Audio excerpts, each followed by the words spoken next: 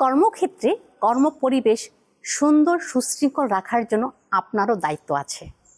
সেটি হচ্ছে, আপনি যদি কর্মক্ষেত্রে আপনার সহকর্মী বা আপনার ঊর্ধ্বতর কর্মকর্তা কিংবা অন্য যে স্টাফ আছে তাদের প্রশংসা করেন, তাদের সরাসরি সামনাসামনি প্রশংসা করেন এবং অন্যান্য স্টাফদের সামনে প্রশংসা করেন, আপনার কর্মপরিবেশ ভালো থাকবে।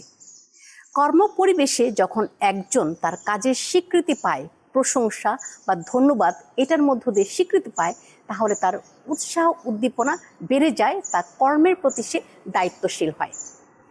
তবে প্রশংসা করার সময় একটি জিনিস খেয়াল করবেন, কোনো ধরনের কাউকে তেল দেবেন না বা ফার্ম দেবেন না কোনো কাজ আদায় করার জন্য বা কোনো একটি সুবিধা আদায় করার জন্য, তাহলে সেটা হবে ভুল।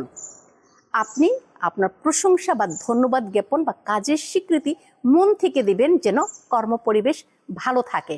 এতে আপনার মানসিক স্বাস্থ্য ভালো থাকবে এবং কর্মক্ষেত্রে যে সমস্ত স্টাফগণ আছেন প্রত্যেকের মানসিক স্বাস্থ্য ভালো থাকবে।